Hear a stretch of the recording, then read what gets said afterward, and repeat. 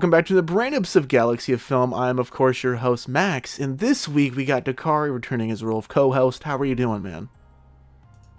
I'm doing pretty good. I'm not even gonna lie. I'm mostly just been working and living life the best I possibly can. It's kind of weird times, but I've been pushing through, man. How about you? I'm surviving too, man. Got a lot going on recently. Some stuff we're getting into because this is quite a big episode, of course. But before we talk about like the business side of Galaxy of Film, what's going on? Just for myself, man, just spent like a couple days up in Virginia with my girlfriend, helping her get moved out now that the semester's over with, thankfully. Getting that all taken care of. It's been a process, of course. Watching a bunch of movies while I'm up there. Rewatched like At Zola, that A24 movie we talked about a long time ago. Still holds up. Saw Wonka in theaters, which of course is what we're here to talk about this week. God, what else did we watch? Charlie and the Chocolate Factory. And actually watching a lot of like One Tree Hill again, which feels pretty weird watching that as a 24-year-old. But actually also went to go see Murph from Impractical Jokers on his live tour, which is pretty cool. Obviously we have that kind of connection of Chris back and forth, so I don't want to say we're exposed to the Jokers or anything like that, but like we have a weird brush with them in a sense. So to kind of see one do stand up, outside of the show is a pretty cool thing, having that in mind, especially being able to like hear stories about them kind of deal. But yeah, just kind of staying busy, got a lot going on. Things are, I want to say slowing down for the end of the year, but that's just not the reality of things. But yeah, man, always a little bit hectic here, but it just kind of works out. But thank God we aren't alone this week, Dakari. We do have Matt from Megapixel. Jesus Christ, I can't even talk today. You screwed it up. I know, man, I know. We got Matthew from Megapixel Productions. How are you doing, man? Hi, man, I'm doing great. This is actually my podcast debut. I've never done this before, so this is pretty exciting new experience. Nice. But yeah. See, we're popping the podcast cherry, more or less. Very nice. Yes, sir.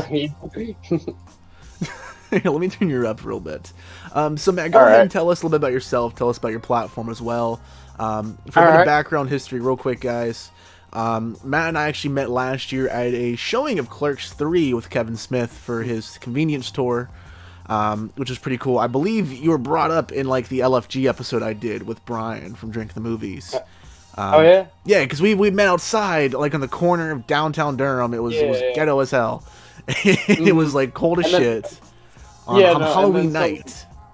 No, it was on Halloween. I'm actually wearing the Clerk shirt right now. But yeah, so like after the movie, like we both got the meet and greet, I think. Yeah. And then like after I got my photo with Kevin and all that, I go outside and I'm like walking down the street, and then I started smell a familiar smell, and then I walk over and I'm like, hey, I see these guys on the corner. I'm like, hey, I know that smell. And this dude goes, you here to party? And I'm like, yeah, man. So I smoked with these dudes, and one of them turned out to be Max. And the rest is history, man. The rest is history. Yeah. But yeah, man, it's crazy that's been, over a year at this point. I feel very old. I actually remember on, as terrible as this sounds out loud, as we were sitting on this street corner that night, I remember pitching you Like a Surgeon before I had shot at that point. That's right, yeah, I remember that. Crazy stuff, man. And, I was also discussing a different film I'd planned to work on, which is now finished, and we're working on getting it released and all that kind of jazz, called Goonies in Agony. And we're going to talk a little bit more about that film later in this episode. But time just flies, truly. Moral of the story. Yeah. But it's going to get you... No, for real, man. Really. Yeah. But it's going to get you on here finally. We've been talking about doing something like this for quite some time now. But, man. It's finally here, man. Especially for a funky episode like Wonka. Yeah. So, Dakari, before we go ahead and get any further real quick, man. Of course, like I said, guys, this is a Galaxy of Film live episode, so you may be hearing us discuss back and forth through the chat here and there. You know how these things work by now. It's been about a year since we've been doing them. But this is a very special episode, man. Because, number one, it's our Christmas special. That's why we're here talking Wonka. Number two, it's our 3-year anniversary here at Galaxy of Film in 2 days, which is, a day after this episode releases. But anyways, yeah, December 22nd is when Galaxy of Film started, so this is anyways our 3-year anniversary episode. So yeah, guys, a little bit of appreciation real quick. From the bottom of my heart, I thank all of you. This has been a crazy, wild, incredible ride, and I can't believe that something that I really started with the intentions of kind of getting myself out of a depressive slump with this dead-end job turned into something like this, where it refilled my passion for filmmaking, for the desire to want to make movies instead of just watching them, and to get back and creating like regularly scheduled content and stuff like that. You know, I don't like classifying what we do as just content. I feel like it's a bit more than that. But there's so much of it. There's so many different like medium formats we're doing at this point too, where it's just easier to categorize things like as content. But for, you know, the fact that this got me back into that kind of creation world, you know, whether it be a podcast episode or a video or a film or a thumbnail or pitching back and forth, just a script kind of thing, it's been an absolute blast, and I cannot thank all of you enough for sticking around for this long. It blows my mind that, you know, like I said, I started this as a podcast, and here we are making movies at this point. You know, this is the best job I've ever had, and I love it more than anything, and I can officially say that now, because as of last night, here at Galaxy of Film, we are official. We have filed for the LLC. And yeah, we're taking this shit to the moon. Yeah. So everyone, thank you again for sticking around for 3 years. You know, it's been crazy. And thank you, Dakari, for being here for 3 fucking years too, man. That blows my mind alone. I can't believe I dragged you along loyalty. For 156 episodes off and off here, you know. Yeah, man. I'm shocked my damn self. The fact it's been like 3 years, man. And it's kind of hard to grasp. Yeah. It's kind of hard to grasp because this started with a dream. Everything starts with a dream, an idea, inspiration, imagination. And as we always see in our favorite movies, it's up to the initiator to see or want to see how far it could go. Absolutely. And this is a prime example of that. So yeah, man, I'm beyond grateful and thankful that you were able, that I was along for the ride here. You know, absolutely, man. Absolutely. I couldn't have asked for a better team with this too. Like, everyone's kind of grown together as a family at this point, man. Truly, I love it from the bottom of my heart. 3 damn years, crazy. And you know, the irony with this as well too, because last year when we did our first ever live stream on Galaxy Film Live, you know, we were, of course, boycotting a little film, Aquaman 2, for the original release dates. We'd started discussing Johnny Depp films. Oh, man. Here we are, during the official release of Aquaman 2, discussing some Johnny Depp again. So, still, Galaxy Film stands by. Fuck Amber Heard. We're done with the DCEU. We will not be covering Aquaman 2. We're just covering a classic known as Wonka. So... only the best are Galaxy of Film. Only the best. Only the best. The irony, man. The irony. It's very... Right. So real quick, guys. Obviously, we got some great things coming in and a lot of big things planned ahead for us in the next year, in the next couple months, next couple weeks, even before the year's over. But something we do want to go ahead and discuss real quick. Well, not really discuss, I guess, is poor wording for it, but kind of announce... and I, you know, this isn't me airing dirty laundry or putting anything on blast or anything like that. But I do feel like it's fair for our audience to be aware of this kind of thing. There has been the unfortunate conclusion that Danilo has left the company. He is no longer a part of Galaxy of Film. I know we kind of discussed a few episodes back when he was stepping down his role as co-host that, you know, he was still a part of the company doing things behind the scenes kind of deal. And we had hoped it was temporary, but unfortunately it is not. You know, I'm not going to go into any other deep detail about it. You know, it sucks in the day. I really wish we could have had Danilo around for more things. You know, I love that guy like a damn brother, man. It makes me emotional thinking about it. But, you know, it is unfortunate. I wish him the very best of, you know, luck of his career going forward. And, you know, we still got a lot of good things planned here, man. This isn't going to be some weird, like, Fine Guy shit, or whatever the hell those guys are called on YouTube. Where it's like, yeah, where someone leaves, it's awkward. Nah, bro. We got some more good stuff planned here at Galaxy of Film, man. It only goes up from here. And yeah, wish him the very best. Hope he has a wonderful career. Very talented filmmaker, and I can't wait to watch stuff on the big screen one day. But going forward, still here at Galaxy of Film. Like I said, it is our 3-year anniversary. And with that being said, I kind of have a little announcement I want to make for everyone, too. A little bit of a sneak peek surprise. As you guys know, of course, I've been working on this film, Goonies and Agony. And this was going to be my directorial debut last year, but things got pushed around.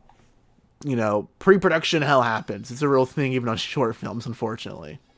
But it's finally shot. It's finally made. We're still pushing the GoFundMe to go ahead and pay off the expenses for this and to finish getting everything made. It's in the final stages of editing currently. But as of today, the poster is finished, and I want to show all of you live for the first time to have the chance to see this. So this is actually done by Yates Weaver, who was the lead in my film Distinguished. He played Jason, and he's doing a lot of graphic design work now. And I had a chance to kind of link up with him recently, shoot one of his shows for late notice, and we kind of got back and forth discussing what's going on next for him. And he was talking about graphic design work, and I was like, look, man, I already worked with you, but in front of a camera. Had you in front of one, me behind one. But I'd love to be able to get you behind another project in some kind of degree. And he came on to do the poster for this. And I'm going to go ahead and pull it up for everyone, because I am in love with this piece. This is the official poster for Goonies and Agony. For all our podcast listeners, stop what you're doing and check out the actual live stream on YouTube to get a look at this thing. Yeah, man. It's very surreal to see what's going on with this film after seeing cuts of it finally. After hearing the music that we've been back and forth to Dakari for 2 years now, throwing ideas at, it's finally done. It's crazy. So yeah, man, it feels pretty good. How are you feeling about everything coming together for this film, Dakari? Well, I know this is something that you've been passionate about for 2 years now. Yeah. So finally seeing that, being able to finally see that you're actually coming to a close with this project is kind of surreal, because not only is this something that you always wanted to make, but the ideas that you wanted for the music coerce with the ideas that you wanted for the film. And honestly, I can tell you I was really at a crossroads with what I really wanted to do with the music, because honestly, I read the script, but it's just like, okay, you want to do this Never See Me Again thing, right? But I was just like, okay, that's cool, but how would I tweak it? And then you had all these other films and all these other projects come after it, and that just kind of shifted everything else with Goonies. Yeah, a little bit. You were also part of Distinguished, which was really fun too. Yeah, that was crazy. I wasn't expecting to be a part of that film, but it worked out.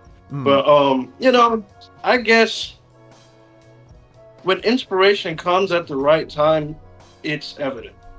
And when the opportunity, excuse me, I can't talk today. The opportunity came again to do the music for it. I don't know what it was. I was making beats again, and I still hear things to this day, and it's just like, and I don't know, something clicked in that moment. I'm just like, okay, I know exactly what to do with this. I know exactly what to do, and I think it came together pretty damn well, and I can't wait for our audiences to see and hear what we have to offer with this project. So absolutely, dude. I love it's been a journey, man. I love that you can acknowledge it's been a journey, because like I said, we've had like rough sketches, or not rough sketches, like rough drafts of unfinished chords going into this thing that's sat around for like 2 years now. We've just been pitching things back and forth, and it really is a journey, truly. Excuse me, man. That was complimentary of Bud Light this evening. Yeah, the Goonies and Agony poster, I love it, man. Yates did an incredible job. I can't wait for audience to see this film. So yeah, I'm gonna go ahead and take that away for you guys. So just a little sneak peek. But what was that, Matt? Oh, it just said I can't wait to see it. Oh yeah, man. Sorry, man. It's gonna be a time, man. I'm so incredibly proud of everything that's went on with this film. I already did a whole video announcing our GoFundMe a couple days ago, and of course we've had to GoFundMe go on for a bit. Link down below if you guys wouldn't mind either sharing, supporting, however you can. It all goes a long way, I promise you. We're pretty close to getting this thing fully finished. Can't wait to go ahead and wrap up on it. And I can't wait to show the world too, man. Like, this one's got me like jittery. Like, I'm so pumped. Yeah. But Max, part of that is probably to do with like how much time you put into it, because like the more time you spend on a project, the more you can really pay attention to like the finer details and just really make it the best you can make it. No, absolutely. Yeah, absolutely, man. Goodness, what are you about to say? Like yeah, I was gonna say, could you announce the event that we'll be having in Fayetteville this coming January? Oh, well, you want to do that now? We can. We might as well go ahead. We're talking about the new film. I know that's right, buddy. So yeah, guys, we are hosting a little event in my hometown of Fayetteville, North Carolina. Dakari also lived there for a bit, and Tyler currently lives there as well. We're very much established in Fayetteville. At the Cameo Theater in downtown on Hay Street, January 4th, we are hosting an event. I know there's kind of a lot of people have already claiming spots for this piece. Please, it's RSVP only for the moment. We're going to hopefully have some open seating available. We're just going to see what we're dealing with. But it is a Galaxy of Film showcase, and it is the premiere of this film, Goonies in Agony. Matt, I know you're coming to this event, which is going to be so fucking cool to get you down here for this. Oh, yeah, I can't wait. I can't wait, man. It's going to be a damn good time. We got everyone from Galaxy of Film coming down from this, which I am so excited about. You have no clue. The fact that we're all going to be in the same room at the same time, finally, after years of knowing each other, is mind-blowing at this point. Like, you and Tyler, for example, Dakari, have never met in person. However, no, you guys live in the same damn town. It's been so close but so far away. It's crazy. Crazy stuff. And, yeah, we got a lot of surprises coming with this. We're showcasing a lot of our things, featuring some films I filmed, some stuff Brandon shot, and some stuff Jake has done with Mayhem Pictures. And like I said, you get the new piece. It will be Goonies in Agony. Cast and crew will be there. For cast and crew members, we're having a little red carpet event kind of deal going on for this too. But yeah, it'll be January 4th. Stay tuned. If you can't make it, we'll be going ahead and having some coverage there, of course, on our social media, all at Galaxy of Film. So check those out as well, guys. Check those out as well. Real quick, with a brief interruption, we do have a comment from our main man, Shamim, the autograph king himself. He sent me a text, Dakari. I did not realize this man actually has a signed photograph by Johnny Depp on a Willy Wonka piece. So, wow. Shamim's the autograph king, and he has that film coming out. So any chance to go ahead and support Shamim, yeah, check out the screen for our live stream viewers right now. This is Shamim's autograph copy of Charlie and the Chocolate Factory. It's a photo of Johnny Depp. So, pretty sick, dude. This man just kind of has everyone up his arsenal, Dakari. It's kind of crazy. Listen, man, I don't know how he does it, but he's doing it. No, for real. He's doing it, man. I don't know. Nah, I couldn't tell you either, man. But, yeah, that's pretty cool, wizard man. Shit. Say again? I said wizard shit. Nah, basically, man. Maybe. Basically. Yeah. Maybe.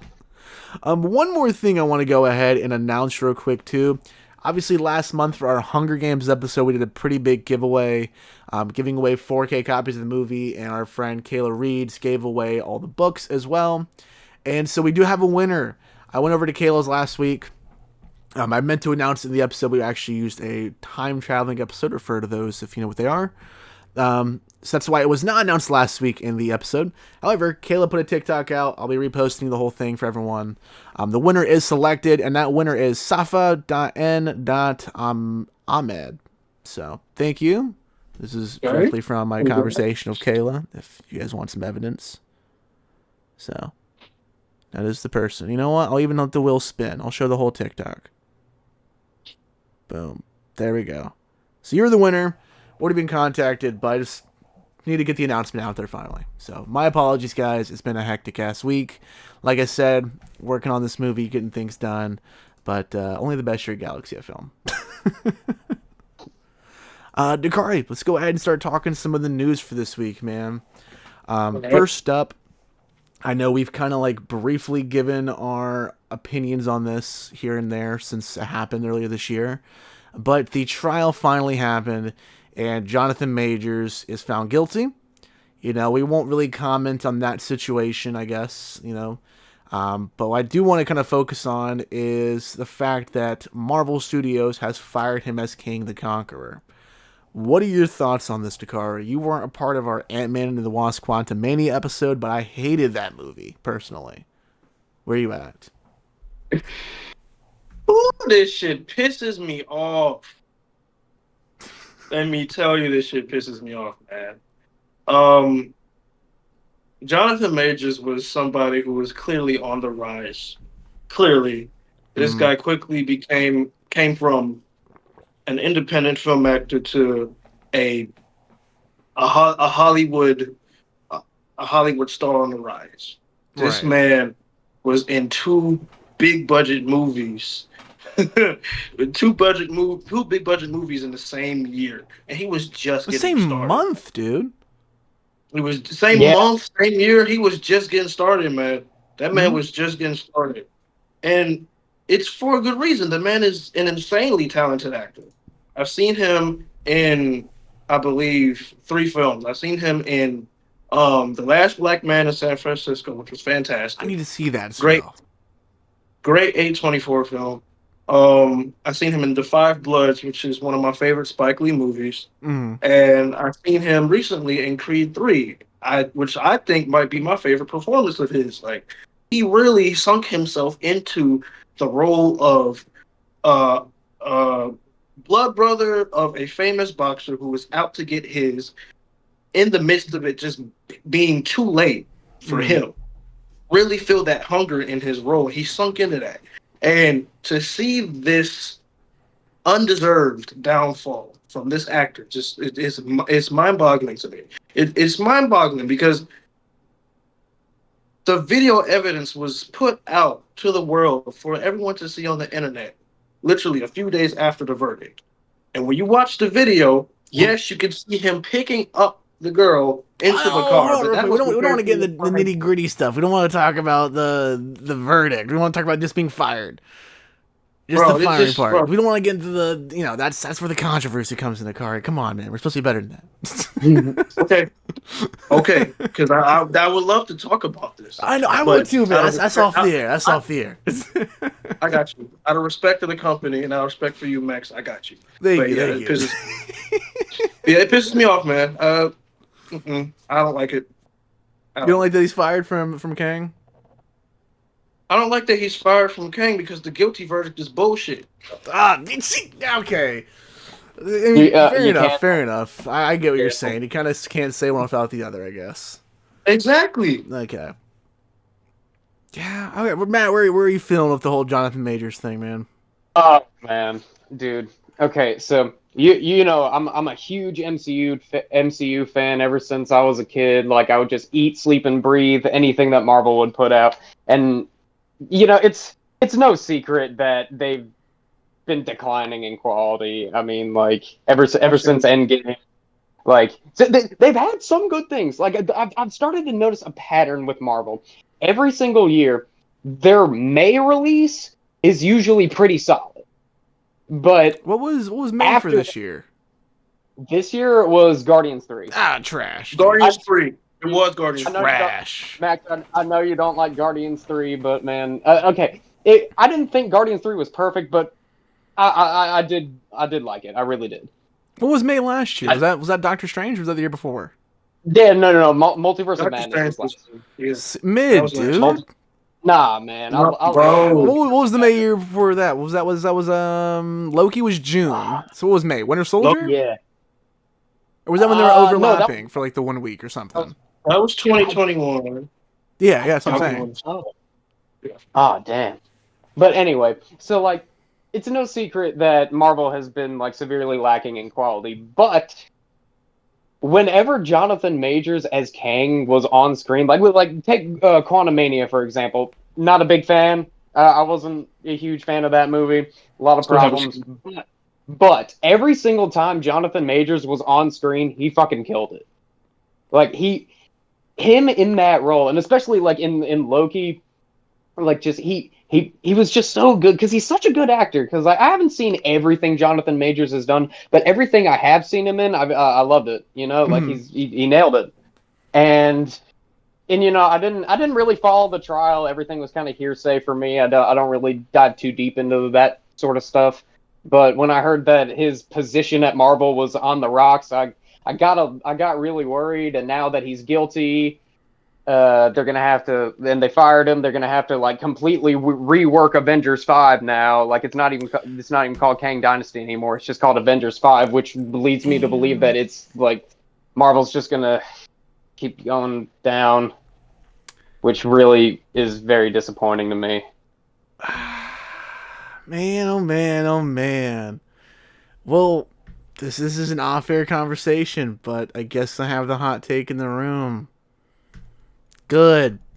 Glad he's fired, dude. Gotta be real. Okay, but was it because of... Was it because of the whole trial thing, or was it because of just his performance, or were you just not a fan of the writing that he was given, or just... Okay, so here's the thing. My opinion on the firing situation is definitely influenced by the trial, of course, and by the situation as a whole. I mean, me and Danilo have kind of been, we're open about that on the podcast early on when everything first kind of came to light. When the texts first were coming out, when it was revealed someone was paid off kind of thing, when everything was coming out, we've been giving our opinions throughout that, sprinkled in the show. So that's influence, of course. I'm not the biggest Loki fan, and I really didn't like Quantumania. So I really didn't care for the character of Kang, but I can understand, obviously we're in the long run for the MCU. So, there's bumps in the roads I can forgive. I can expect that if a character's trash, especially when they're trying to make, the big bad, at some point in time, I'll like them. These just weren't the projects for me. I really didn't care too much about Loki Season 1, so I didn't even watch Season 2 at all. So all I had was that final episode with him in it. And then, Kang the Conqueror was kind of pathetic and Quantumania, in my opinion. So, I didn't really... It's not like I'm like, Kang sucks. It would have been cool to see this kind of stuff go on and how far it would have gotten, of course.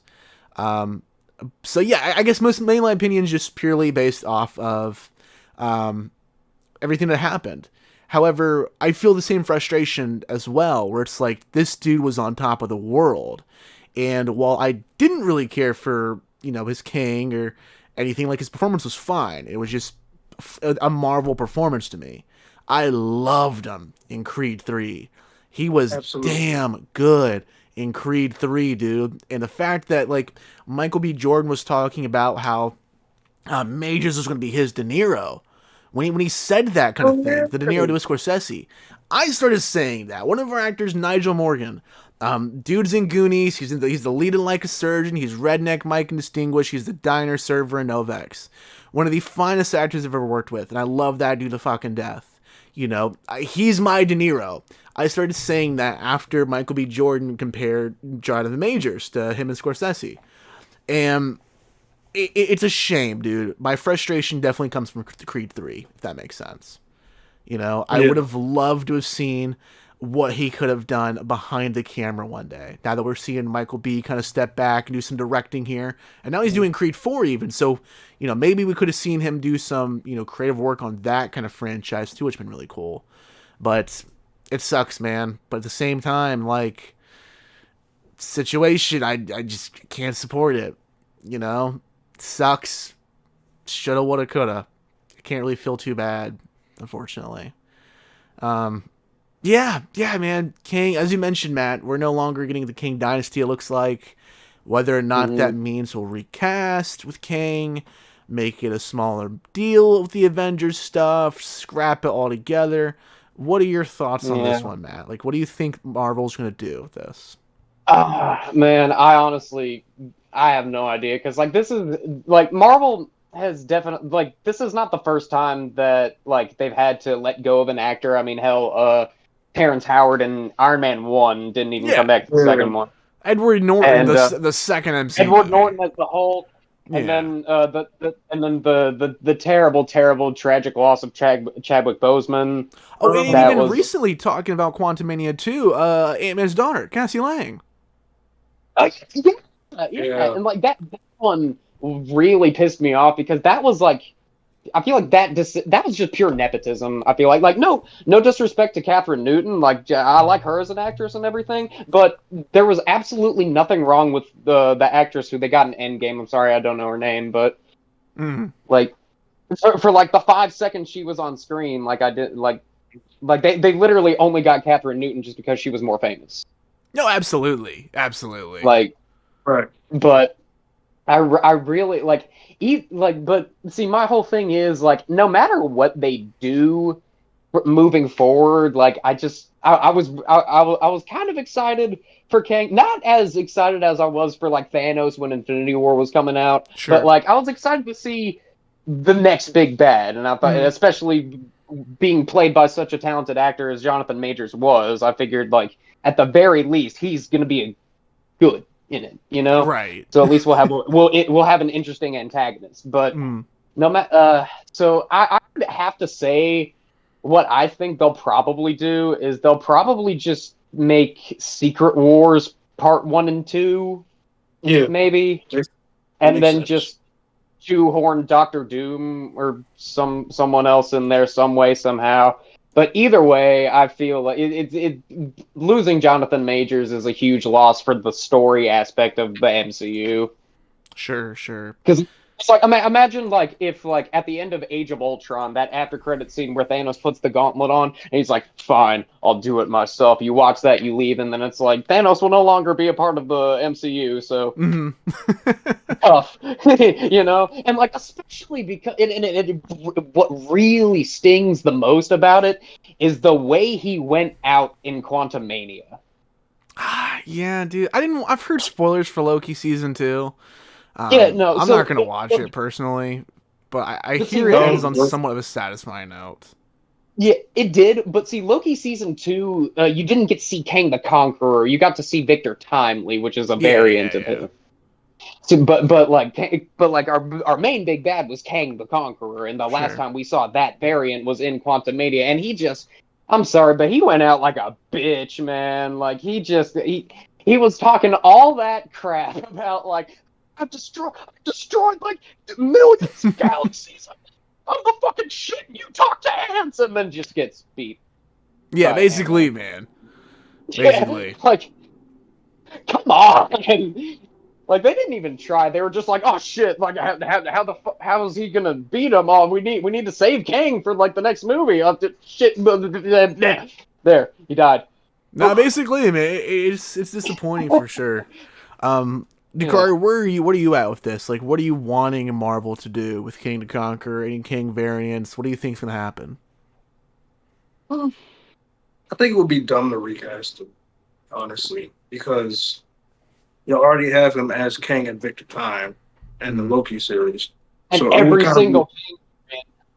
Exactly, every single King variant. So it would be dumb as hell to recast him. Honestly, man, I think they should just stick with Secret Wars and split Secret Wars up into 2 parts. Because the way Secret Wars, the original comic was, it wasn't made as a graphic novel. It was like different issues in the same series. Yeah. You know, so try to do it like that. If you got to split Secret Wars into 3 parts, maybe do that. You know what I'm saying? But, you know, do something that will make sense and not make it too obvious that Kang is not in the picture anymore. Sure. Like kind of do something like how they did with, well, you can't. I was going to compare it to Wakanda Forever, but they took the realistic route with that. And that's not possible. That's not possible here. So I can't compare it to Wakanda Forever. But I would just say they would have to make it believable and make it make sense and just split Secret Wars up into 2 to 3 parts, maybe. I don't know. That's the best idea I can come up with. You know what, Dakari? That makes too much sense. I'm saying, right? So they're not. No, they won't do it, man. They won't do it. I don't know. You know me, man. I'm NCU out, so it's like I don't really have faith in that. You know what I think's funny though that came out too. Some fans were like pitching on Twitter, or excuse me, X is now called. They were pitching towards John Boyega to be recast as Kang, and John Boyega retweeted, was like, nah, get that shit away from me, dude. And I love it, man. I love it. Obviously, we talked a couple years ago about his whole speech he gave, where he's like, I don't care if Disney never has me again, and he's sticking to his guns 3 years later, and I love it. Absolutely. John Boyega, you are a saint in this industry, and I cannot wait to see where your career goes, dude. Especially after they cloned Tyrone, man. So good. Like, amazing movie. Amazing. One of the best movies of the year. Yeah, it's in my top 10, yeah. I need to see it. Love it, man. You were on the episode last year, but we did Breaking as well. The movie where he's the bank heist in Atlanta for Wells Fargo. From I think it was 2016 or 18 it took place. Based on a real story, but great movie. Michael K. Douglas is in it too. Or is it Michael K. Douglas or is it Michael I think it's Michael Kenneth Williams or something. Or Kenneth Hold on, dude. Let me make sure I'm not tripping. You gotta look that up, man, because he passed away. Yeah, I know. I'm terrible with names, man. You know me. Breaking movie. Hold on, man. Digging myself in a hole, guys. I know. Michael Kenneth Williams. Jesus Christ. Thank you for the correction, Dakari. I was right. You said Michael Key, and I was thinking like Keegan Michael Key. Yeah, I don't know where the hell I got Michael K. Douglas from, dude. I don't know where. I'm thinking of Ant-Man. Michael Douglas, yeah. That's what I'm thinking of. Jesus Christ. But anyways, yeah. You know, Jonathan Majors is out. Is what it is. I think it's not anything we haven't been expecting for almost all of this year, though. So maybe they have a plan. I couldn't really tell you, but they bought some time with the strikes for sure. So I guess good timing on their part. Up next here on the news, this is kind of cool. Speaking of, superhero actors not returning to roles, we got some clarity, Dakari. Obviously, we talked about The Flash earlier this year and our opinions on that back and forth. And one of the things we discussed that we were kind of confused about was that ending. And George Clooney has made a statement about how he is officially done as Batman, is never returning, and there's not enough damn drugs in the world to make him play Batman ever again. So that's crazy. The DCEU is officially dead, and we'll never see that storyline continue to fleshed out. What are your thoughts, Matt? Well, for starters, despite the popular opinion, I actually really liked the Flash movie. I understand every single reason why somebody wouldn't. Oh yeah, me too. Because I mean, I was a huge fan of the story, but the CGI was some of the most atrocious CGI I've ever seen. Yeah. But other than that, ever since Zack Snyder left, we knew that universe was coming to an end. Mm. So it's inevitable, and I was nowhere near into the DCEU as I was the MCU. I've seen all of both of them, but I'm definitely more of an MCU fan. But when they did good, they did good. But when they did bad, they did bad. It's like how Marvel is now, It's like they switched roles or something, but I don't know. No, but I feel you, man. I like The Flash a lot too, actually. The Flash is my finale. It's a good movie. I'm not watching Aquaman 2. Yeah, I think they should have just stopped right there, because you've already got one movie with one controversial actor, and then you've got another movie with another controversial actor, and it's just it is what it is, Man, bro, I don't know. A part of me wants to see Aquaman 2, but a part of me doesn't, because I really liked the first Aquaman. It doesn't seem like they're doing anything new with it, because they're bringing back I forget. Bringing back Black Manta. Yeah, they're bringing back Black Manta and the actor from The Conjuring who played his brother. Patrick. Yeah, Jack. Wilson. Yeah, him. Yeah, Patrick Wilson. So like it just it just doesn't seem that interesting to me. And like I thought the same thing with Blue Beetle, because like You I saw really that. like the character. I really like the character of Blue Beetle. You're gonna laugh, but like I hate to admit it, but I only watched it on Max and I didn't finish it. that speaks volumes right there. That's the point. That's the point. Yeah, the only like it, but Blue Beetle was in no way like bad. At least the part I saw, but like the only enjoyment I was getting out of it was like maybe I got a chuckle from George Lopez from time to time, like him having the Cheech and Chong bobbleheads in his truck was pretty funny. Mm-hmm. But like other than that, like it just didn't really capture me that much. It just felt like everything we've seen before in every other superhero movie. Sure. You know, they say we have too many superhero movies, and like, but we've seen all the origins. Like, there's enough origins. Mm. At least for I don't know. Like it's just like I think I'm just finally starting to get a little bit of the superhero fatigue. Not much, but like they definitely need to like space these projects out, man. Like, cause like keeping up with these fandoms, it's honestly starting to feel like homework. You know, it is, dude, and that's why I'm out. I didn't watch Blue Beetle. You know, I was like, I'm not consuming any DCU material. I draw the line. I've seen every DCEU movie opening weekend. And I'm done. I'm called it quits. It's a spit in the face. It was a waste of 10 years. Unfortunate as it is. Obviously, we just talked about the podcast at one point too.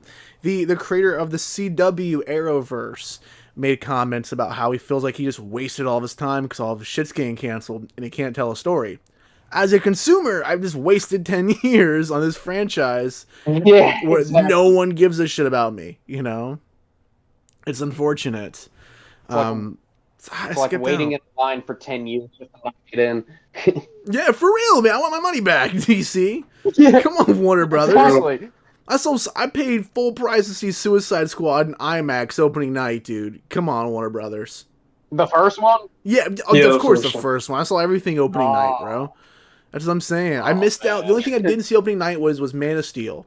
I was in 7th grade when Man of Steel came out. I was Dark Knight Rises came out a year beforehand. And for whatever reason, like, I just wasn't the age where my parents were like, cool, drop me off for the theater kind of thing. Yeah. I had to wait until like 8th grade. And my first time that happened was for Liam Neeson's Non-Stop, that plane hijacking movie. Unfortunately, Man of Steel did not make the cut, but we rented it from Blockbuster and I hated it. I never finished it. I saw Man of Steel in theaters when it came out. I was in 6th grade. Yeah, Jesus, dude, yeah. I enjoyed it for what it was as a resurgence of the character. I kind of like Superman Returns a little bit better. I do too. But by no means are they fantastic movies. But Superman Returns, it's a little bit more traditional, but that's kind of the point, you know. Yeah. Is that the Brandon Routh one? Or was that the Brandon Routh one? Yes, it was. Brandon Routh, Bryan Singer, kind of like in the vein of the Christopher Reeve movies. Wasn't that what 2006? I think that was 2006. I seen that when it came out too. My dad took me to the theaters to go see Superman Returns. Oh, really? That's cool. That's cool. I saw Dark Knight and Dark Knight Rises opening night. Batman was always my thing. You know, I've always been vocal about that. The only DCU content I will consume is Batman. I'll go see whatever Batman movie they put out in front of me. You know, bro, love the Dark Knight.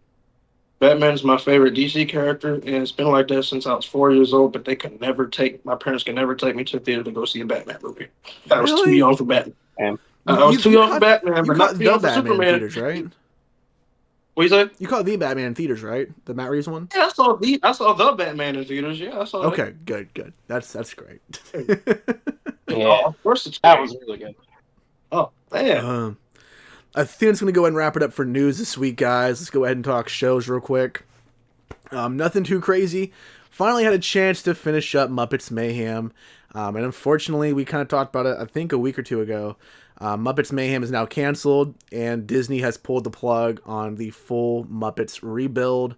They were going to be doing basically where it was almost like an MCU style of a Muppet-verse, if you will.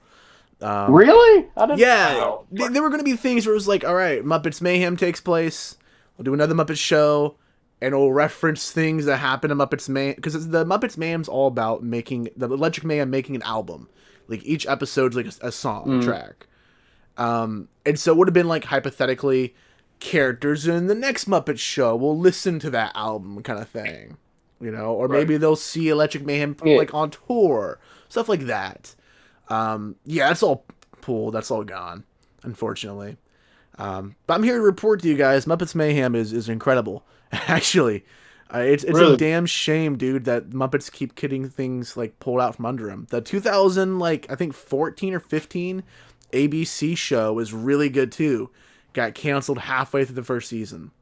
You know, it's unfortunate. Yeah, and then they back in 2011 they came back with the Muppets movie, and then they made a sequel and a couple years later, and then we heard nothing about that ever again. Man, and they were successful too.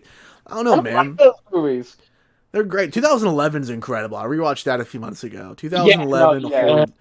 You were with me when I wanted to go get a 2011 signed by Steve Whitmire, weren't you? It was that weekend at least.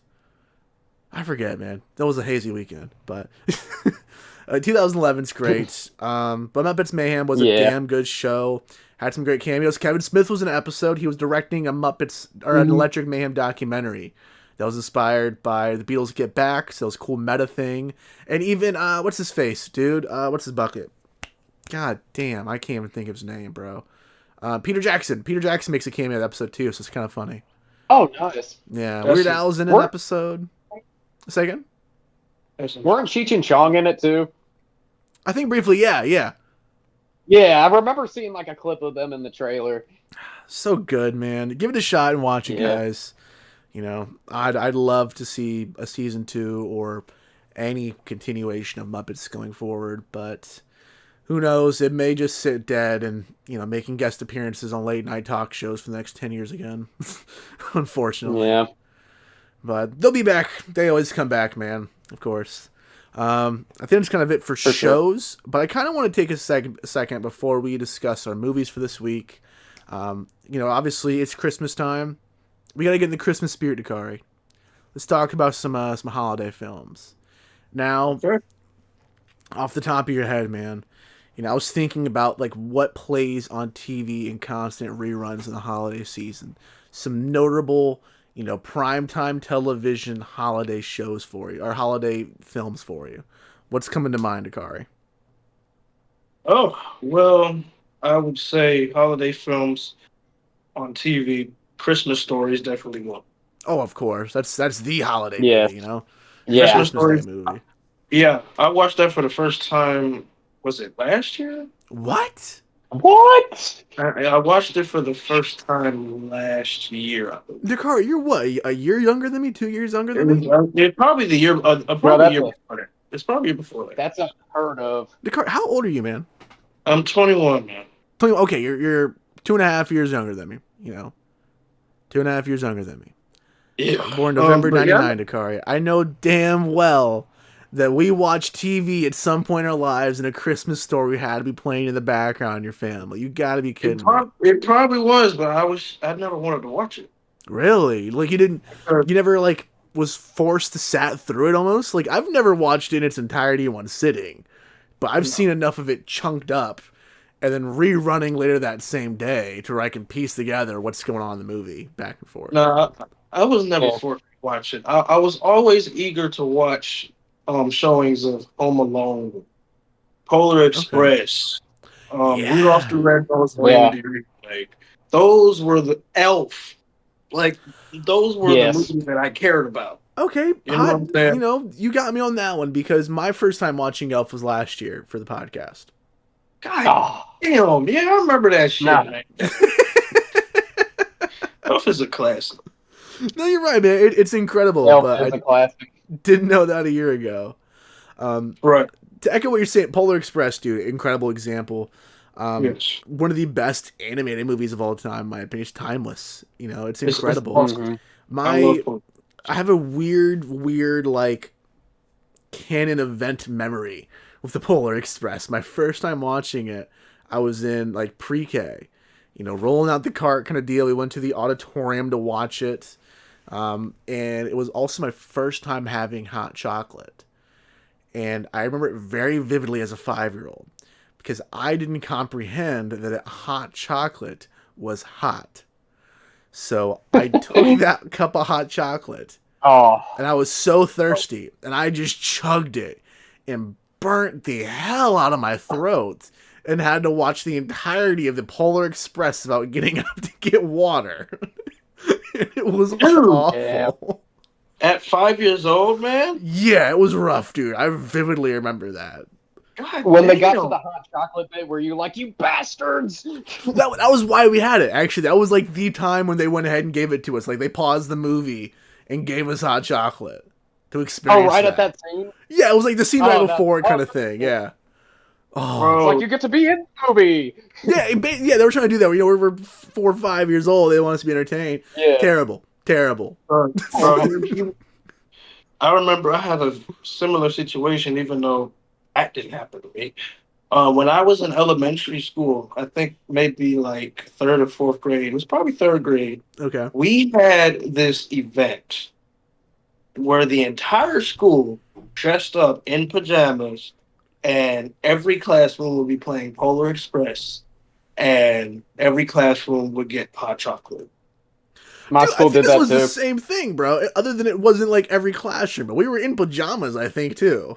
Yeah, man. Yeah, man. And you had to have a ticket to participate in the event. Yeah. If you didn't have it, man, you weren't participating. You know what I'm saying? It's like, sorry, 7-year-old kid, you can't see this movie. Yeah.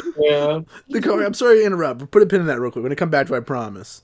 But just to interject real quick, I'm so glad you mentioned the PJ thing, dude. I was going to bring this up later this episode, but I had that in mind, that whole Polar Express pajama at school thing. And so when I went to go see Wonka, I forced my girlfriend and her sister to wear pajamas with me to go see it in theater. Nice. Try to recreate that. And then we hold on, guys. They're going to hate me for this. I'm pulling out the picture, dog. I'm pulling out the picture. No, it's going on blast, guys. Sorry, Kate and Jamie. Love you guys. Show it to the world. You can't even see our pajamas. We look bummy as hell. But yeah, we snuck in like probably like $40 worth of candy from like Dollar Tree or from Walmart. Dude, it was ridiculous. Wow. I wanted to throw up halfway through the movie. I ate so much candy. Like my heart rate had to slow down, bro. But that was in my mind. Like, I wanted to recreate Polar Express chocolate burning down my throat and have a good pajama memory. Well, not recreate. I wanted to like replace that memory with pajamas and movies. Not recreate it. You just go to the theater with a hot chocolate mug and you're just like, all right. Yeah, maybe next Christmas, man. Next Christmas for Wonka too. Jesus. But continue, Dakari, telling me about your Polar Express story. Yeah, man. Like, that was legit. That was a legit thing. I had brand new pajamas bought for me that day. Okay. And, it was like the whole day was like, that was probably the best day of the entire semester. And what grade was this again? I'm sorry. 3rd grade, man. 3rd grade. Golly, man. Yeah. That was like the best day of that semester, like, period. I feel old as shit, man. That was a long time ago. Long time ago. Man, I don't like getting old, Dakari. I don't like this, bro. Yeah, but great picks for the holiday season, man. I watched a lot of like ABC, like 12 Days of Christmas. So a lot of Rudolph the Red-Nosed Reindeer, a lot of Iceman Snow Miser kind of thing. That was great. Santa Claus Coming to Town was a good one too. I rewatched that last year with Caleb and Drake, actually. Really trippy to watch now as an adult. Yeah, it's a little weird. Did you guys ever catch the Rudolph sequel? Island of Misfit Toys, where it's like the 3D animation, not claymation. Yes. No, I had a DVD of that. Yeah, you did? That's so funky, dude. That's real. I didn't know there was a sequel to that. Dude, wasn't it like the toy taker or something? Like the villain was like stealing all the toys. Yeah, and it was then, ridiculous. It was so funky. He had like a giant blimp, and he was like stealing all the toys. So they like go seek help from like a hippo or something. I don't. Yeah, dude, there is a thing. Yeah, it's funky, dude. I haven't thought about that movie in years, bro. I've only caught it on shit. ABC 11 or ABC or Family for their 12 Days of Christmas thing. But I will always remember like the box art at Blockbuster too. Man, it was so funky. Dude, I would watch those two like back to back, like every year. Really, that was a constant rotation for you. I'd always see like I catch chunks of it. Yeah, no, like we got like I don't know, the DVD just like spawned in the house one day, and then I was just like, oh, cool, Rudolph sequel, this is awesome. Now there's two of them. And, like I don't know, I haven't even thought about that movie in years though. Like that's weird, crazy. You unlocked a memory. Yeah, bro. And then I'm surprised I remember the plot as well as I do. Yeah, that was a little weird. I couldn't tell you anything about the plot. Yeah. Just vague screenshots in my head. It came out like not too terribly long ago. I want to say like early 2000s maybe. Let me look that up because it had to be, dude, late 90s. Rudolph 2. What was the title? It was like Rudolph 2, like Rudolph's. It was Island of Misfit Toys. Was it? Oh, I thought it was something else. No, it was just Island of Misfit Toys. Rudolph the Jesus Christ. Rudolph the Red-Nosed Reindeer and the Island of Misfit Toys came out 2001. Damn. On October 30th. Jesus. The hell? It's a weird time for a Christmas movie. Yeah, that's I didn't even know there was a sequel to that. Yeah, 2001. Dude, can you believe the Rudolph sequel dropped shortly after 9/11? No. They were like, oh, man. Maybe that's why it didn't do well, dude. Because Santa in the Sky, maybe? I don't know. Right. I don't know. The crazy thing about that is that, the first Rudolph the Red-Nosed Reindeer was one of the main things I would watch on every Christmas. Mm-hmm. It would be Rudolph and then all the other cartoons because I had this box set called the original televised Christmas classics, and it had Rudolph, Santa Claus is coming to town, Frosty the Snowman, along with the Little Drummer Boy, and Frosty Returns.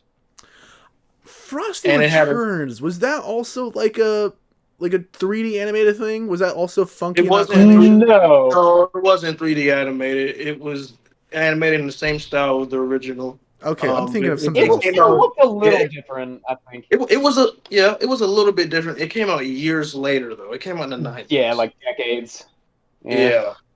But I remember liking that one a lot. It was hilarious. It was hilarious, man. I had a good time watching that. But yeah, I still have that box set. And it came with a soundtrack CD of all the cool Christmas songs from the movies. Like, yeah, man. I had that box set since I was maybe about 3 years old. Cartoon Network was really good at Halloween time for Monster House. Yes. Was constant. Monster House. The scary was the Scary Godmother? Yeah, I think it was Scary Godmother. Yeah, Monster House is always the big one I'd catch every year. But Cartoon Network specifically for Christmas time was always Grandma Got Ran Over by a Reindeer. Bro, that song annoyed the hell out of me. Yeah, it was terrible. But I've watched every year. Grandma got no choice. A reindeer. Right. Something, Christmas Eve. I'm trying to think, what else we got going on? Matt, what are some of the random TV Christmas movies you remember watching as a kid? Definitely, I'd say the one that was probably my favorite as a kid was Frosty the Snowman. Okay, so, like I watched that. Yeah, no, I would watch that like on loop, like every day in December. But then after that, I'd say definitely the OG Rudolph. Yeah. I know that was actually the only one of like the classic stop motions that I've seen. I haven't seen like Santa Claus is Coming to Town or The Year Without Christmas or any of those. Okay. But yeah, the original Rudolph for sure. Elf was always a classic for me, and I'm a big fan of the animated Christmas Carol with Jim Carrey, the Disney one. Yeah, I like his 3 different characters. I love that. Yeah. I love that movie. That's one of my favorites. I never had a chance to watch that, but I will always remember the commercials and the TV spot. It was like Jim Carrey, and Jim Carrey. I think it's Tom Kane from Clone Wars doing the voice of the trailer, if I'm not mistaken. The guy who does Yoda and Admiral Yularen. It was. He had a lot of TV stuff. It came out, so yeah, that's a good one. And then definitely Home Alone is another big one. Because like growing up, I was like, I'm a big Joe Pesci fan. I haven't seen everything he's been in, but he's like one of those actors that I'm like, oh fuck yeah, I'm gonna enjoy this because he's in it. You know? Sure. Okay. Yeah. I was more of a Home Alone 2 guy. But more than that, like what I really watched on Disney a lot. We did an episode of the podcast last year about it, link down below. But Tim Allen's The Santa Claus was always in rotation for me. All three of them. You know? All three of them. I forgot about those. Yeah, the third one. I watched the third one more than the other two as a kid. I really fucked with Jack Frost. I thought he was a cool villain. Dude, there's some funky like third entry films that everyone hates that are unique and at least can be, enjoyable to watch. I know. Right. That's a good point. That one's a good one. I like the third one still. I was actually at my sister's house, Kayla Reed's, and we were doing the giveaway winner actually a couple of days ago. We were watching the show that came out last year, The Santa Clauses. I kind of caught the butt end of the season just because my niece Ariella was watching it. Good stuff though. It's not bad. It just definitely isn't like a let's watch this weekly kind of deal. Oh, you didn't see the rest of the show, man. Oh, really? Is the first half rough? I didn't finish season 1. I'm not. I was like really excited for it because I was like, I don't expect anything like amazing or anything, but like that was like an icon from my childhood seeing coming back, so it was cool. It was a cool idea, but then I watched it and I was like, oh. It's all right. Maybe I got like these goggles on because I have my niece over me. Maybe just have the kid vision, I don't know. Season 2. I saw the trailer for season 2. It looks interesting. They got like Gabriel Iglesias and like one of the actors from Modern Family in it. Yeah, that's funny. Yeah, dang, I need to watch. But anyway, dude, I love that show. But yeah, I have no plans to finish the Santa Claus show. Dang, man, dang. Well, I think that's enough of being in the Christmas spirit. I think that's enough, Dakari. Let's go ahead and talk some Willy Wonka, everybody. I know everyone's been waiting for this one. We're not talking about the original Willy Wonka and the Chocolate Factory. We're talking about the new film Wonka in the 2005 film Charlie and the Chocolate Factory. Before we dive into that, though, Shamim has given us another autograph to take a look at, everyone. So we're going to take another look at that. This time we actually have, it's from a skit. It's an autographed photo of Crispin Glover as Willy Wonka, which is kind of funny. Oh, wow. So, don't know where the hell he got this from, but pretty cool. Interesting. Yeah, so there you go, Shamim. Shout out to you, bro. Thanks for sticking around for forever, Doug. Hold on, I'm trying to get rid of this damn... There we go. Dang, now Dakari is kind of like small. I gotta fix him, bro. There we go. I fixed you, buddy. All right, Dakari, let's go ahead and start talking about some Willy Wonka. Let's talk about the 2005 film first. This is, of course, directed by Tim Burton. Danny Elfman's doing the score. This stars Johnny Depp. We kind of talked about this a little bit last year during our Johnny Depp special. But, Dakari, you have a unique tie to this film that I think is very interesting. Especially because, for whatever reason, when I met you, this wasn't something you told me immediately. It's just like, oh, what the hell, Go ahead, take the stage, Dakari. Talk about this film for a second. Yeah, for sure. First and foremost, this is a movie that I grew up watching since maybe 3 years old. I've had the DVD for that long, right? I didn't know that the narrator at the beginning, with this insanely deep voice, was my cousin. I didn't find that out until I was maybe, I want to say, in maybe middle school or elementary school. That is my cousin, Jeffrey Holder. Jeffrey Holder was he was a Broadway show director. He was a costume designer. He was an actor. He was this big personality in the entertainment industry. He's known for playing Punjab in the 1982 adaptation of Annie, and he's known for playing Baron Samedi in the Roger Moore James Bond film Live and Let Die. That's fucking sick, dude. Yeah, man. Yeah, man. So when I found out he narrated Charlie and the Chocolate Factory, I'm like, wow, I wasn't expecting that, but I'll take it. Okay. See, Dakari, this was the universe setting up my can event. When I was 5 years old, having my throat burning of that hot chocolate, that was the universe saying, you know what? This motherfucker's cousin is going to be one of your best friends in the future. That's crazy, man. But crazy, yo, man. Yeah. I never met him, unfortunately. He passed away the same year my grandmother passed away. I think he passed away. I think he might have passed in December, and my grandmother passed in October of the same year. I'm sorry to hear that. Yeah, it sucks that I didn't get a chance to meet the guy, but you know what I'm saying? Like, just seeing the impact that he's left in the entertainment industry and to people worldwide as this creative personality is just something to behold, and it's very evident.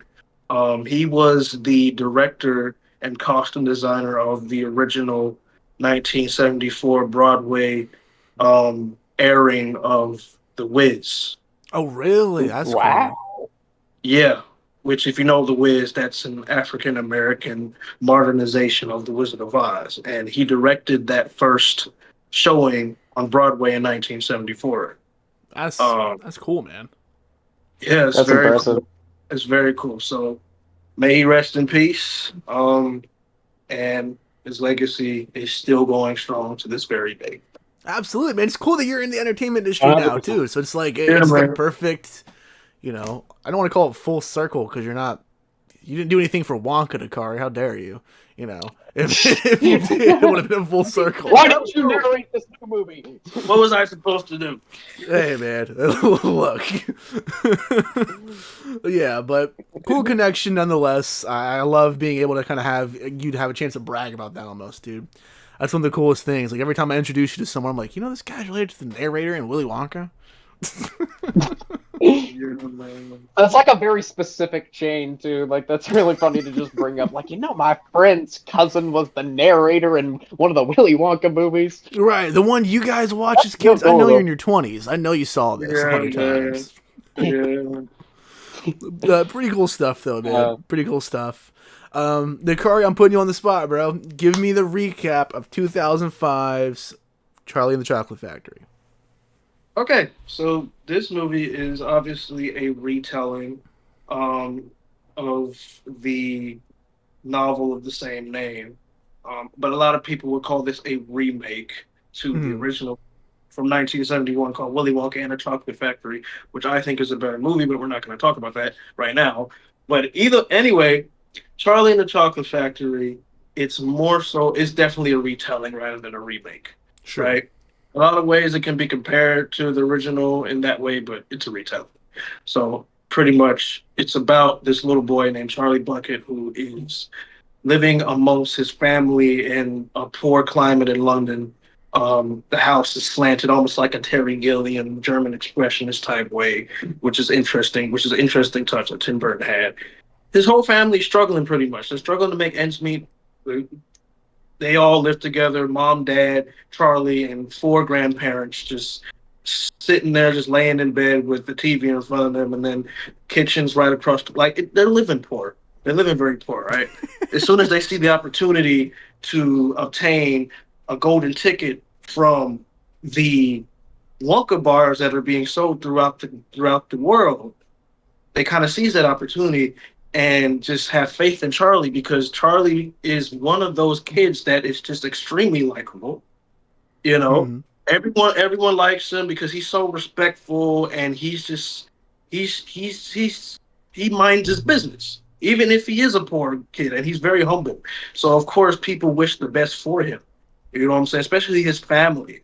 You know, so they have faith in him, and it's a struggle. It's kind of a struggle type of build up because we see the 4 other kids who obtain the golden tickets. They're not very likable not at all. No. No. One's kind of greedy. The other, there's one greedy guy. There are 2 stuck up spoiled females, and there's another kid who's just very aggressive and destructive. Right? And Charlie is literally the only sane one out of those 4 other children because there were 5 golden tickets distributed across the entire world, right? And luckily he was able to win one of those 5 golden tickets.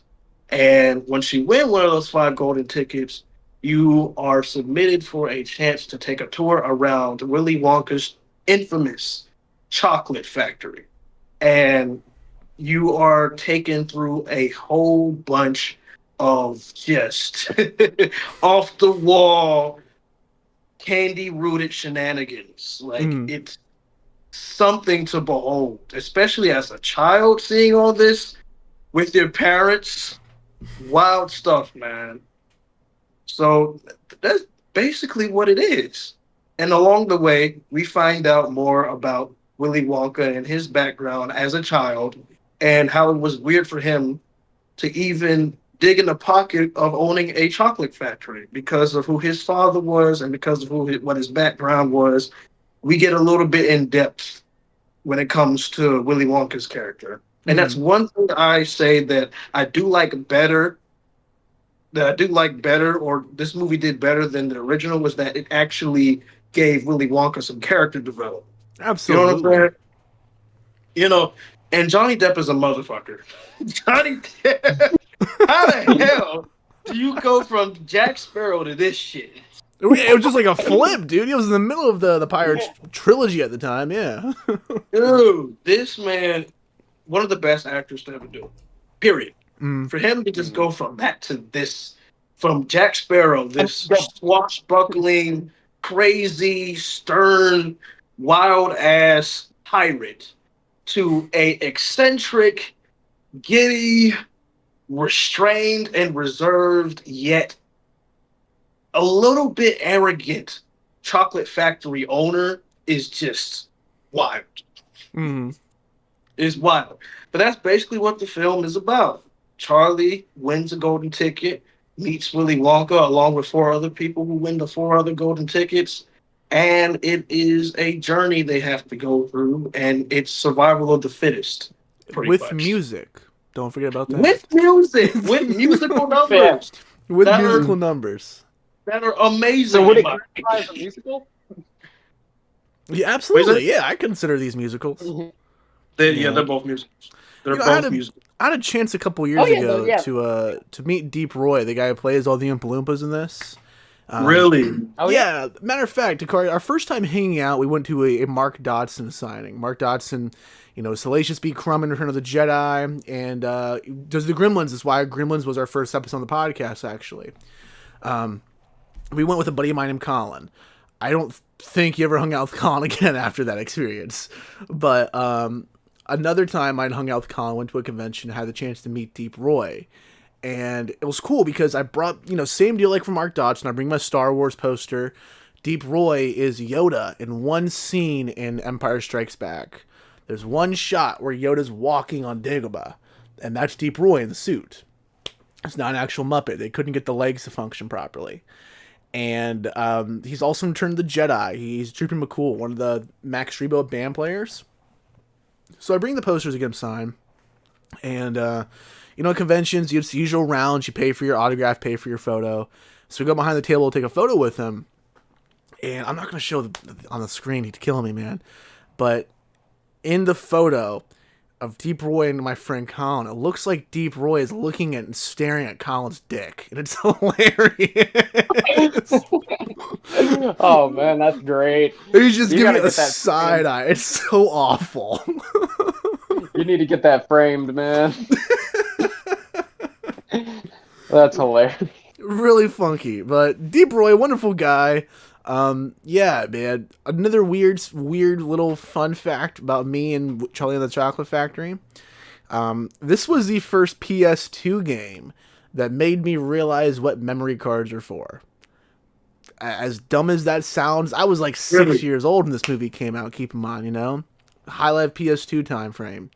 And I remember renting the game from Blockbuster, and I had to return it. Like, I didn't get a chance to play it until it was already due, kind of thing. My parents were not going to let me extend this thing for some reason. And I returned it without having a chance to play it. And I always thought, like, I only got a chance to play it for like an hour, And I remember trying to track down that same disc, so when I would go and re-rent it later on, I could continue where I left off, thinking the data was on the disc and not on the memory card. I had no clue what that was at the time. I used to think the exact same thing. Yeah, it's funky. It sounds so stupid, but like... You think it's on the game. Yeah, especially at that point, man. Like, God. It was a little weird. I then realized what a memory card was and what they were, because I always just stayed in the system. I was that young.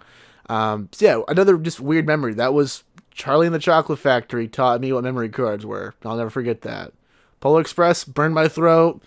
Willy Wonka got me right with memory cards. Won't ever happen again. The lessons you learn. Yeah, right. Not Animal Crossing yelling at me to save my save file properly, but Willy Wonka got me on that route. For the PS2.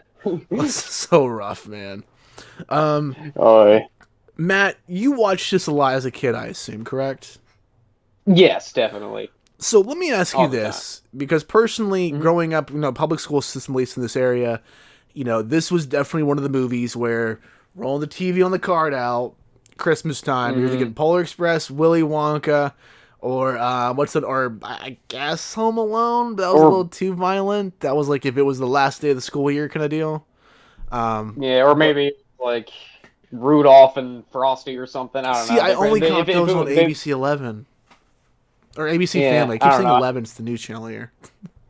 I think one year we watched Rudolph and Frosty because they're short. Sure, yeah, they are. Yeah. But this was something was this in your school system as well for you? Wait, what do you mean? Like, did you have to watch Willy Wonka like every year in school as a kid during the Christmas break season coming up?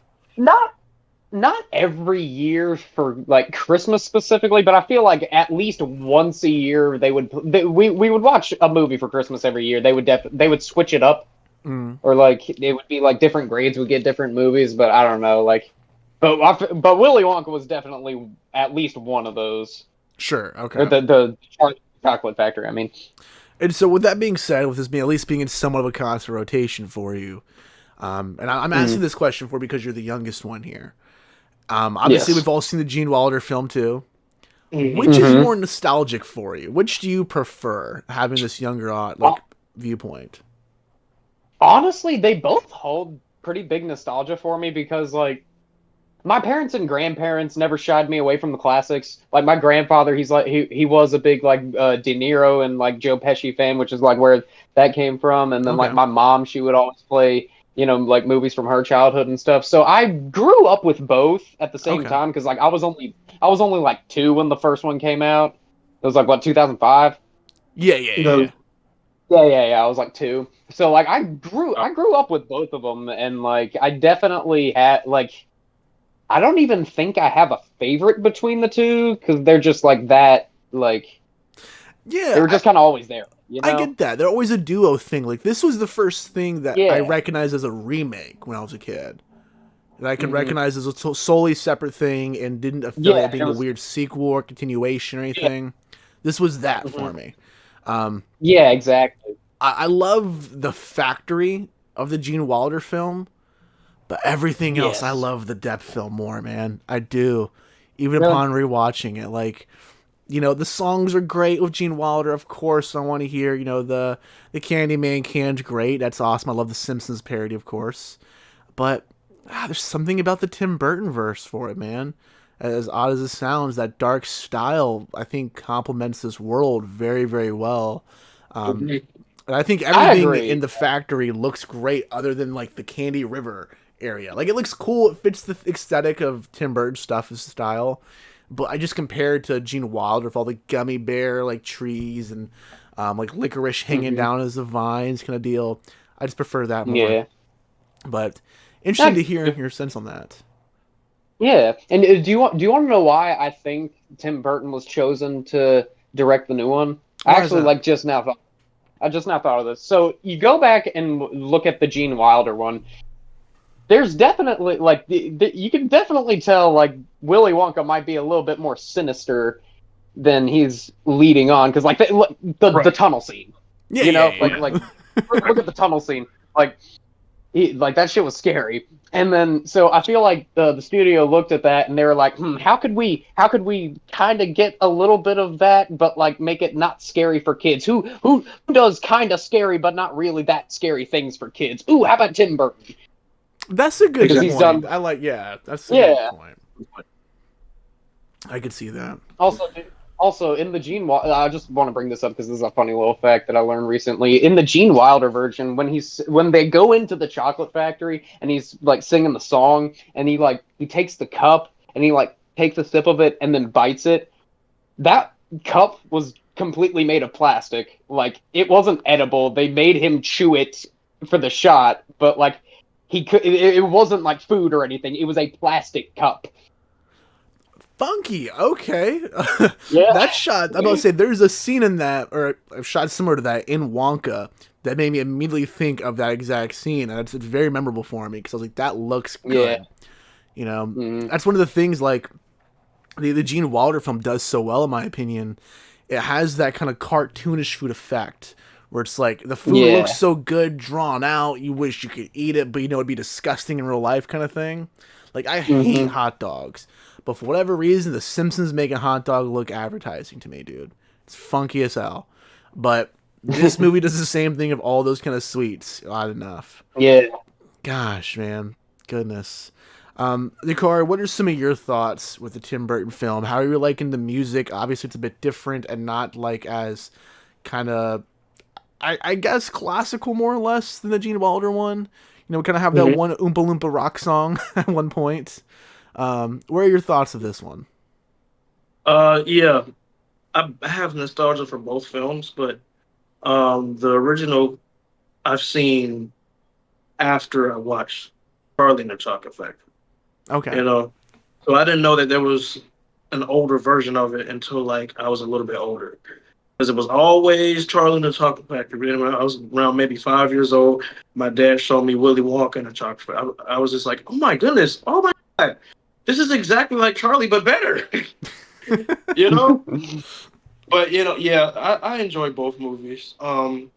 This one I don't like as much as Willy Wonka, but I still think it's pretty damn good. Okay.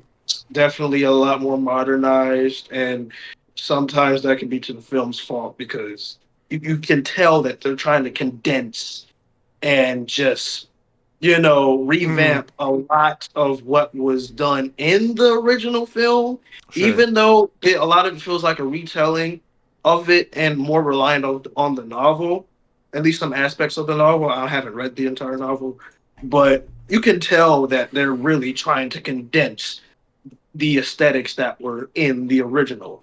And that could be a little bit annoying to me. But other than that, man, I still enjoy this movie to this day. The soundtrack, the score by Danny Elfman is ridiculous. Like, Danny Elfman is a genius. That man is a genius. He did the score for this movie, and he did all the musical numbers for it, which I find insane. The musical numbers are absolutely incredible. I still sing them to this very day. I love that, you know, it's Elfman and Burton continuing this on, of course. I know, obviously, they're the duo, but of course, they worked on Batman together. And there's some cool Batman Easter eggs in this. Like, the toothpaste company is also the poison gas company that Joker had.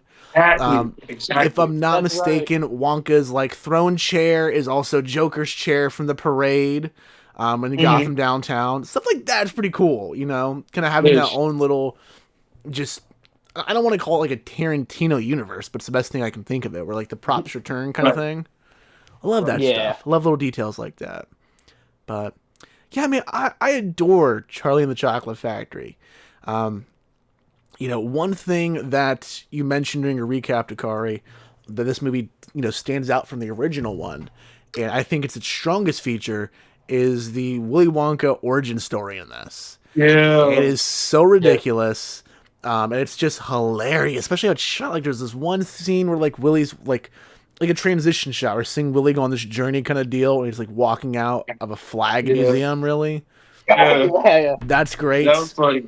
Like, it looks like he's traveling the world. Yeah, like an Indiana Jones type of thing almost, right? Yeah, no, and then he just comes like, sorry, kid, we're closing. Hot take. This is going to piss off a lot of Tolkien fans out there. Oh.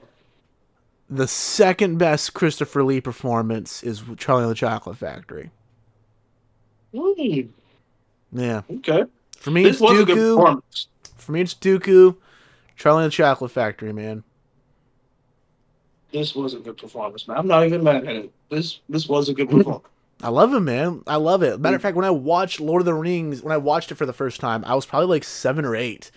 And I'm very confident. I remember thinking, Willy Wonka's dad. This is weird. Right. It's just so funky having him, his dad's a dentist. He's not allowed to have candy. Yeah. His dad burns his candy in front of him and taunts him for it. How ridiculous is that? That shit's wild, man. That's wild. Oh, I love it, man. I love it. I bet Willy didn't even need the headgear. I bet his dad just made him wear it. He just made him wear it for shit to do. I'm sure you guys have heard all like the funny fan theories about how Willy Wonka was like a Nazi scientist kind of thing too, which just makes it even funnier because Christopher Lee played. Yeah. Oh my god, man. It's so good, man. Rest in peace, Christopher Lee. Rest in peace. Rip. I made a video, like a tribute video to Christopher Lee when he passed away when I was part of CBD12. That's how old I feel, man. Wow. Right. Ridiculous. Goodness. But I love him in this. I love everything about this one, honestly, for the most part. Like, Deep Roy is the Oompa Loompa, and I get it. It's kind of weird that he's every Oompa Loompa. But you know what? The dude got paid $1 million. The dude did takes for each individual version of the Oompa Loompa on screen, and it's iconic. It worked. It was the perfect time frame. If this movie came out today, it would definitely been a cheap route, in my opinion, especially with the AI stuff going on. Yeah. But 2005, this was dedication. This was more painstakingly done than just hiring, 100 random guys to come in and be Oompa Loompas. So, respect to it, man. It pushed the boundary of filmmaking, in my opinion, at least for visual effects. I agree, man. I'm here for it. Let's go ahead and talk. Oh, we got Mr. Fluffy in the chat. Dude, what's up, Mr. Fluffy? Shout out to you. Man was a part of my Minecraft Streamville days back in the day for Warp Zone Gaming. Glad to see you back in a live stream, bro. That means the world to me right there. That's cool. Let's go ahead and talk a little bit about the new film Wonka before we give our ratings on Charlie and the Chocolate Factory. I know you guys both didn't get a chance to watch Wonka. I had to this week, like I said, with my girlfriend and her sister. Saw this in the theater. It was pretty cool, like I said. Snuck on PJs, had a bunch of candy kind of deal. And I gotta be honest with you. I rewatched Charlie and the Chocolate Factory for the podcast this week. But it was kind of like a half-ass watch, almost, to be real with you. Because last year, Dakari, when we did the Johnny Depp special, I just rewatched it for that. So it was already pretty fresh in my mind. But for whatever reason, when I sat down to watch Wonka, I was caught off guard, and I totally forgot that this was going to be a musical. It was a little funky. Timothée Chalamet is... Let me put it this way. Wonka, in my opinion, is a good comparison to The Batman. Oh. And I say that because we're borrowing some key elements. We're taking what's ideally the best of the main character, and we're basing this new version kind of around the idea and what works for that best version.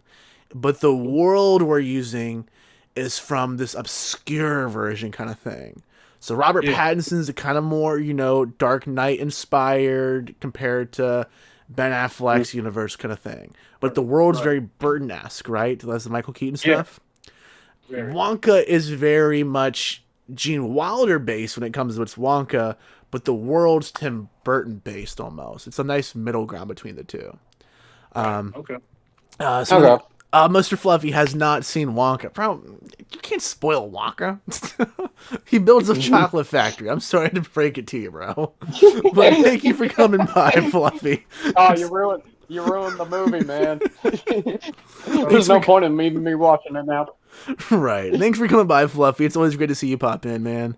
Made my night, bro, for real. But yeah, so it's cool because, like I said, we get the Gene Wilder attitude. We get the kind of like classic singing with them in this. And Willy comes to London, early 20th century kind of deal, and he just wanted to start his career as owning a chocolate store and being a chocolate salesman, basically being a chocolate maker rather than having the empire business, the Breaking Bad sense, the Heisenberg level that we see him in the other two films. And so like. Funny enough, though, comparing it to Breaking Bad, there's a chocolate cartel in this film. What? There's a full chocolate cartel, and they're basically against and teaming up against Willy. And so really? it's a constant. Yeah, it's a constant battle for Willy to go ahead and make a name for himself, get away from the cartel. Willy is forced into slavery. Technically, he's like kidnapped and like they're making him do slave labor, like washing laundry, until he gets $10,000 put together or shillings over the phone. It's ridiculous what goes on. It's all very lighthearted too, which is funny about it. Lighthearted slavery. No, for real, man. They sing a song about it. They sing a song about it, man. It's like squish squash or some shit. No way. No way, bro. I'm so serious. Bro, I need to see this tomorrow, bro. Holy shit. Dude, oh my god. Oh. Yeah. One thing that's not really explained in this, Willy just has magic, so his hat is kind of like a TARDIS from Doctor Who. You can just pull stuff out of there. It's a little funky. Okay. But it works. Okay. And basically during his time in the hotel he's like kidnapped and forced into slavery for, there's this little orphan girl named Noodle that's there and he becomes best friends with, and Noodle becomes like his business partner. Noodle's helping him escape constantly. So that way he can sell chocolate by day to pay off his debt a lot quicker. And during this, we get a really great song that everyone can take serious about, like Hey Noodle, which is great, as they're like jumping around in a zoo late at night. But basically, of course, Willy Wonka, spoiler alert, like I said for Fluffy, he does start a chocolate factory. He gets the chocolate store set up.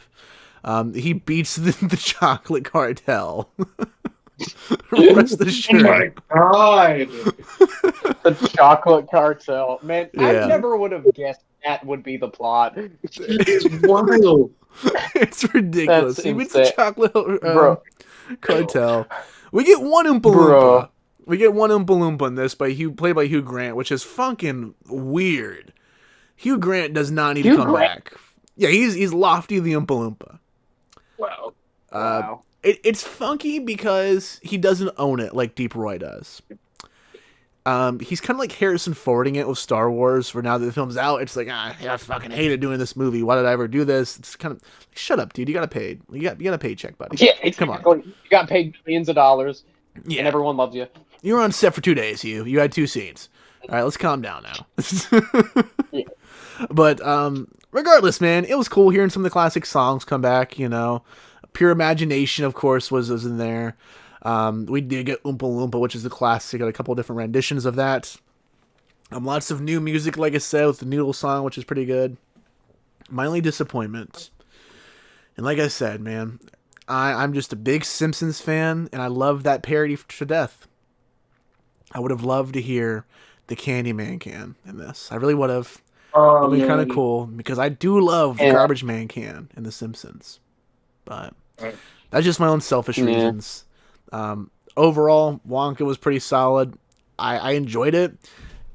I won't be buying this day one physically or anything like that, but one day when I have kids, I'll get a nice 4K copy of it. It'll play every Christmas kind of deal. It's something that's definitely passable in the background. Like, this is the next generation's Charlie and the Chocolate Factory. Fucking chocolate cartel and it's funny, man. And then chocolate slavery. Yeah. and the thing is, too, like, what I admire about this movie, it doesn't attempt to replace the other two. Or to, over like, step its boundaries. It's different. It's its own thing. It's completely isolated. It's not, like, connected a little bit. Oh, no, there's a totally different origin story for Willy. We don't hear about his father at all. It's about his mother, actually, which is interesting. Really? And she's the inspiration for him starting the chocolate factory. She gives him the first, like, golden ticket kind of thing. The Oompa Loompas have a different origin story. He discovers them. Well, obviously he's in, like, his early 20s or late teenage years kind of thing. So he discovers them later on, not, like, through trekking through the forest, but it's by accident, and he takes their cocoa beans, and one of them tracks him down for years, which is Lofty the Loompa, played by Hugh Grant. So it's different. This, I don't think, will get a sequel. It ends kind of on the perfect note. If it does get a sequel for some reason, I'd be severely disappointed in everyone involved, to be honest with you. I'd say this movie's bold to an extent for existing because it didn't need to exist. It still doesn't technically, but it's good. It's a damn good movie. Like, I can't find anything really wrong with it. I give this the best spin, man, to be real with you, Dakari. Solid. Okay. What's up? Pretty solid. Probably my favorite Christmas movie this year, but I haven't watched any others, But, yeah, let's go ahead and get back to Charlie and the Chocolate Factory, though. Dakari, I'm curious to hear your final comments and ratings for the Tim Burton film. Yeah. This is a movie that I have a lot of nostalgia for because I've had the DVD since I was maybe about 3 years old. Sure. And it was a movie that I would watch so much during the holiday seasons, right? So, yeah, it's a movie that, I've been accustomed to over the years. But the older you get, the more you start seeing things and being realistic about things and blah, blah, blah. And this is not a perfect movie by any means. Sure. I will say that you can definitely tell they're trying to condense the aesthetics and the tropes that were in the original film a bit too much. And that kind of annoys me a little bit. And then the third act felt a little bit shallow because I wanted a little bit more closure with him and his father, because we got so much backstory with him and his upbringing and his childhood, but the way things were reconciled and wrapped up with his father, I just thought was that it? Like, that's all we get to see? Really? Like, there's a little bit more that we need to know, and there's a little bit more that we need to see. Why didn't that happen? But at the end of the day, I do still enjoy this movie to this very day. The soundtrack is fucking insane. The aesthetics are dope. They're very complimentary. Tim Burton was the perfect choice for this retelling. Johnny Depp is a fucking monster. And, all the child actors are great, too, especially Freddie Highmore. Freddie Highmore probably... Yes. This is one of my favorite performances in this entire movie. I love him as Charlie in this. He is one of the best child actors to ever exist. The scene where, spoiler alert if you haven't seen Charlie and the Chocolate Factory. Oh, the scene where he's 20 years old. Get over it. Okay, the scene where he wins, the scene where Charlie wins, and is the last contestant, and Willy Wonka takes him back to his house, and he gives him the opportunity to be his heir. Under him for the Chocolate Factory, and him having to find out he had to leave his family behind. He's like, I'm not. Then I won't go. I would never leave my family behind. Like, basically, that's how it went. And just seeing his expression, his stone cold, stern expression for a child actor was just impressive to me. High impressive. So and then to top it off, my fucking cousin is the narrator of this movie. Yeah, of course. Still baffling to me. Rest in peace to Jeffrey Holder, man. He did a great job. Absolutely. For this. 100%. yeah, to this day, I still do enjoy this movie. I'll give this a 3.5 out of 5. Naboo on the way to best pick. Okay. Man, I gotta be real with you, man. I'm surprised it's that low for you, but I'll make up for it. This is the best spin on the way to Coruscant for me. Okay. It's a blast. Every holiday season, it just makes you feel like a kid again watching this one. And that's the best thing you could ask for when you're in the holiday season, I feel like. Pretty much echoing everything you said. The score's great. The child acting's solid. The amount that went into this film, they had to train 40 real... The squirrels are live action, guys. This movie, while there is some CGI here and there, it's also practical. Yeah, these squirrels are real. They trained squirrels for like 10 weeks straight, I think, to pull off that scene. Wow. Ridiculous. Yeah. Utterly ridiculous, man. Watch some of the behind-the-scenes featurettes sometimes. That and seeing the CGI done for the Oompa Loompas. It's insane, man. Like I said, this is a huge achievement in retelling cinema, in my opinion. This movie doesn't just retell the film and flesh out a bit more, but it goes the next level of production value, which I respect. Yeah, man. And the Christopher Lee stuff's so good. So good. Come on. Amazing. Give me a film with Willy Wonka's dad screaming at him, burning chocolate. That's what I want for a Wonka 2. Give me another Wonka prequel. That's what I want. But just that. Just the abusive dentist dad. Yeah, man. So good. They would have to cast somebody specific because, Christopher Lee, so I'm all good with this. Unfortunately. Thanks for the reminder, Dakari. Thanks for the reminder. Matt, what would your final comments and final ratings be for Charlie and the Chocolate Factory?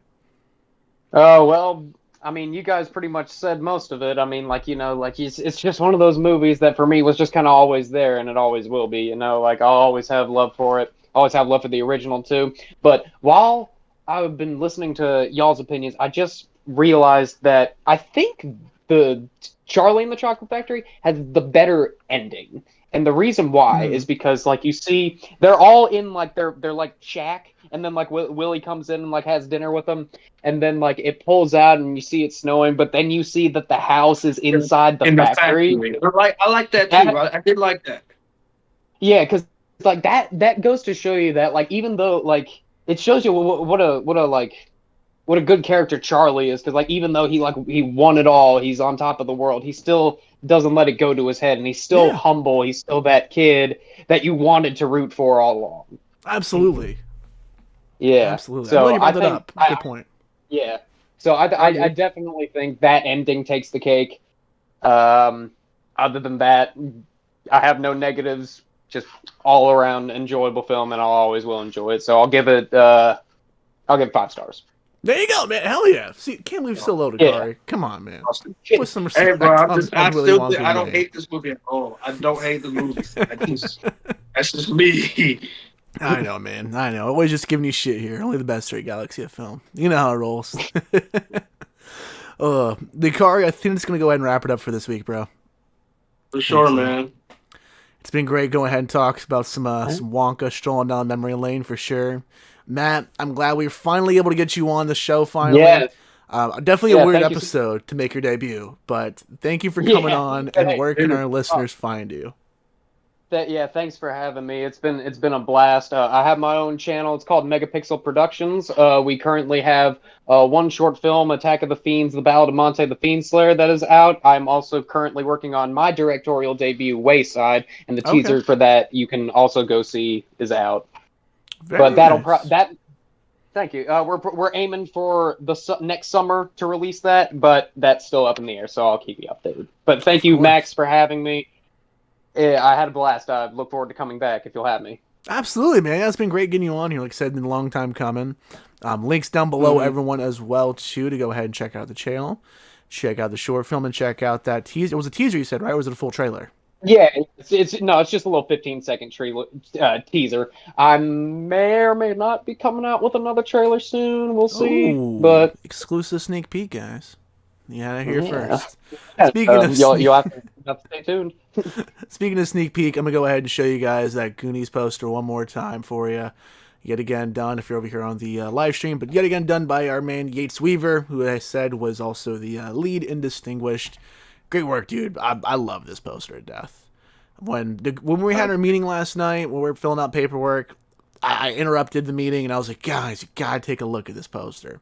I was in such awe. And it's gorgeous, dude. So proud of it. Can't wait to show you all Goonies in Agony. The GoFundMe is still running, guys. Link down below to that. Please share, support, donate whatever you can to help. It truly does help out a lot. January 4th for that event. Stay tuned for more details going on. But also, guys, you can follow us on Instagram, Twitter, TikTok, the whole 9 yards at Galaxy of Film. For more of our podcast episodes, check out the galaxyofilm.com website. Jake is going to be uploading awards bait on the video versions here this week on the YouTube channel as well. So those are coming up kind of like backlogged to kind of get them caught up as well. So stay tuned for those if you're one of our YouTube watchers.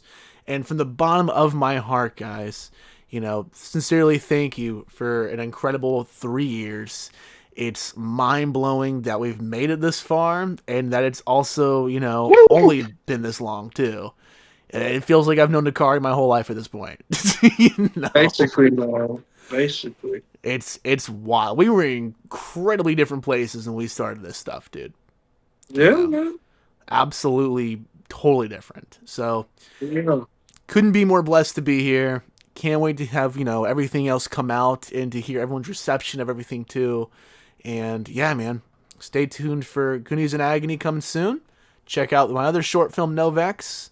And Galaxy of Film to the Moon. We'll talk to you guys next week. Bye, guys. Fuck yeah. See ya.